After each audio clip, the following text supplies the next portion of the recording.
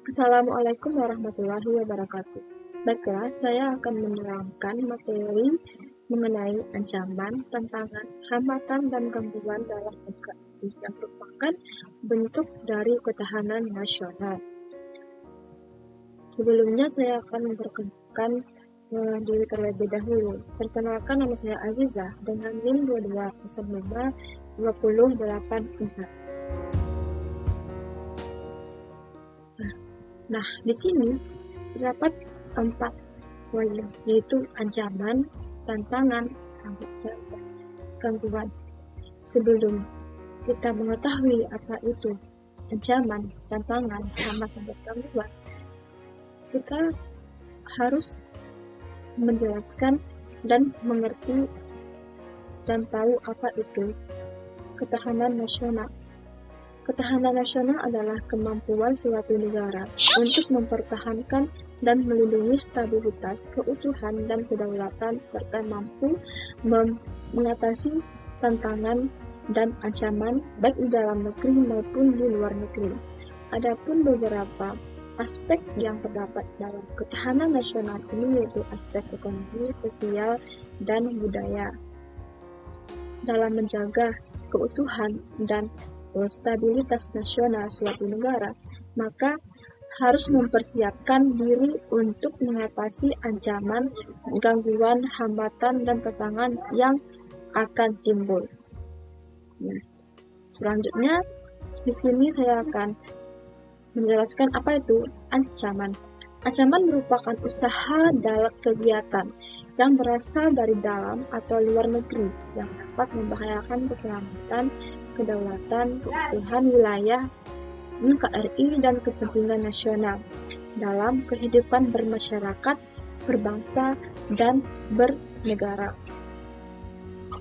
Nah, ancaman merupakan suatu bentuk yang akan menyebabkan keutuhan NKRI menjadi terancam. Dengan adanya ancaman ini, baik di dalam maupun di luar negeri, Indonesia akan mengalami beberapa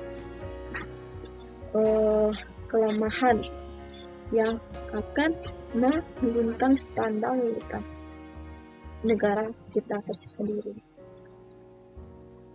Adapun contoh dari ancaman itu adalah ancaman di sini ada 2, ancaman militer dan ancaman non-militer. Adapun ancaman militer itu merupakan ancaman yang bersenjata, artinya ancaman yang menggunakan senjata. Nah, di sini terdiri dari ada ancaman berbentuk agresi militer, pelanggaran wilayah, spionase, penyelundupan senjata. Dan kedua yaitu ada ancaman non-militer, yang mana ancaman yang tidak menggunakan senjata. Adapun bentuk ancamannya yaitu terorisme, separatisme, radikalisme, cyber war, bencana alam, dan krisis ekonomi. Meskipun ancaman militer di sini terlihat berbahaya karena dia menggunakan senjata, namun dapat kita ketahui bahwa yang paling menyebabkan Indonesia itu adalah ancaman berbentuk militer. Nah, selanjutnya yaitu ada namanya tantangan. Tantangan di sini yaitu setiap usaha, kegiatan, dan situasi yang mengandung potensi untuk melemahkan atau menghambat pencapaian tujuan bangsa dan negara. Tantangan adalah suatu hal yang memerlukan upaya yang besar dari mengatasinya.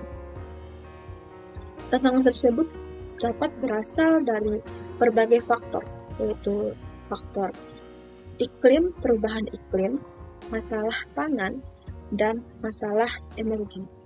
Selanjutnya yaitu contoh dari tantangan itu sendiri. Dapat kita lihat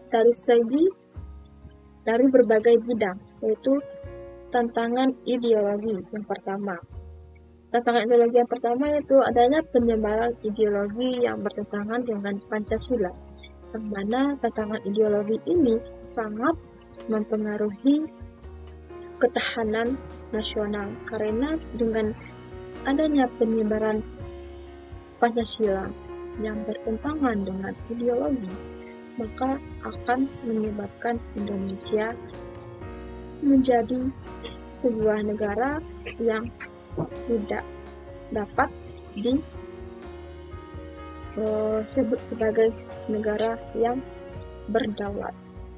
Selanjutnya itu tantangan politik. Tantangan politik di sini yaitu ketidakstabilan politik, lemahnya penegakan hukum dan korupsi. Selanjutnya itu tantangan ekonomi, yaitu kesenjangan ekonomi, pengangguran, dan kemiskinan. Dan terakhir itu adalah tantangan sosial dan budaya. Adapun contoh tantangan sosial dan budaya itu perbedaan suku, agama, ras, dan budaya, degradasi moral, dan narkoba. Di sini perbedaan suku, agama, ras, dan budaya di Indonesia sangat beragam-ragam. Jadi sebagai warga negara, sebagai bangsa Indonesia yang cinta terhadap tanah air, maka harus menghargai setiap perbedaan-perbedaan yang ada di negara kita. Selanjutnya yaitu hambatan. Hambatan di sini, pengertian hambatan yaitu usaha yang berasal dari dalam dengan tujuan untuk melemahkan atau menghalangi secara tidak konsepsional atau tidak terarah.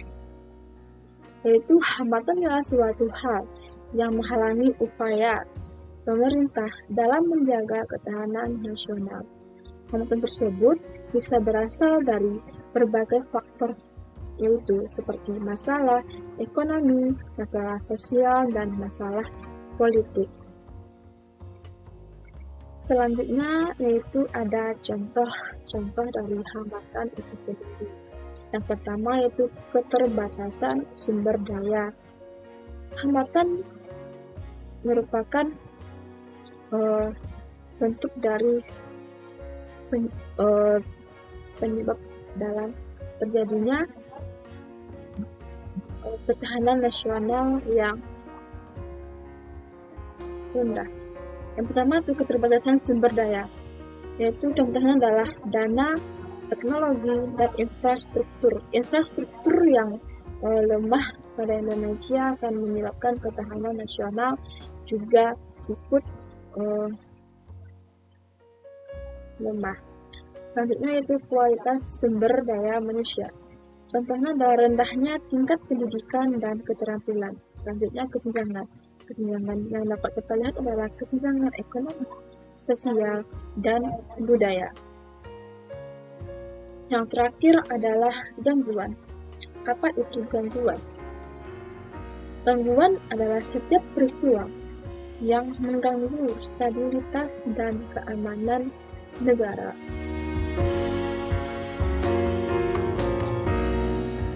Yang mana gangguan dalam berbahasa negara dapat kita lihat dari misalnya gangguan dari bidang sosial dan budaya, yaitu ada contohnya yaitu seperti separat gerakan, hedonisme, gaya hidup yang konsumtif, lebih mencintai budaya luar, mencintai produk luar daripada produk kita sendiri. Adapun contoh dari gangguan itu adalah bencana alam, seperti gempa bumi, tsunami, banjir, dan gunung meletus. Dan juga selanjutnya itu kerusuhan sosial, yaitu aksi unjuk rasa yang anarkis, gangguan keamanan, kriminalitas, terorisme, dan separatisme. Sebelum kita mengakhiri penjelasan ancaman, tantangan, hambatan, gangguan dalam NKRI, maka dari itu dapat kita ambil kesimpulan bahwa ketahanan nasional itu Dengan memiliki ketahanan nasional yang kuat, suatu negara dapat mempertahankan kedaulatan, integritas wilayah, dan keamanan serta stabilitas nasional. Adapun terdapat beberapa hal yang dapat kita ketahui untuk dapat mempertahankan ketahanan nasional negara Kesatuan Republik Indonesia. Yang pertama yaitu memiliki sistem perekonomian yang kuat dan yang mana ekonomi yang kuat merupakan salah satu bentuk dari fondasi penting bagi ketahanan nasional. Suatu negara harus memiliki perekonomian yang stabil dan berkembang dengan tingkat pengangguran yang rendah dan tingkat inflasi yang stabil. Yang kedua itu memiliki sistem pendidikan dan kesehatan yang baik. Sistem pendidikan dan kesehatan yang baik akan menjadi bekal bagi masyarakat untuk memiliki daya saing global yang membantu menjaga kestabilitasan sosial. Yang ketiga adalah memiliki keamanan dan stabilitas lingkungan yang baik. Keamanan dan stabilitas lingkungan juga sangat penting bagi ketahanan nasional. Negara harus memiliki sistem pengamanan wilayah yang kuat dan mampu mengatasi bencana alam dengan masalah lingkungan yang mungkin terjadi. Nah, dari beberapa bentuk dari hal untuk menguatkan, membangun, dan mempertahankan keutuhan dan ketahanan nasional yang telah kita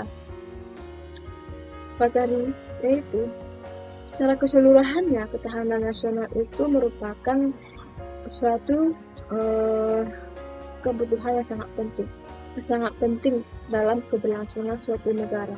Dengan adanya ketahanan itu, negara memiliki strategi dan rencana jangka panjang untuk memastikan bahwa ketahanan nasional terus ditingkatkan, yang memiliki kemampuan untuk mempertahankan keutuhan, stabilitas, dan kedaulatan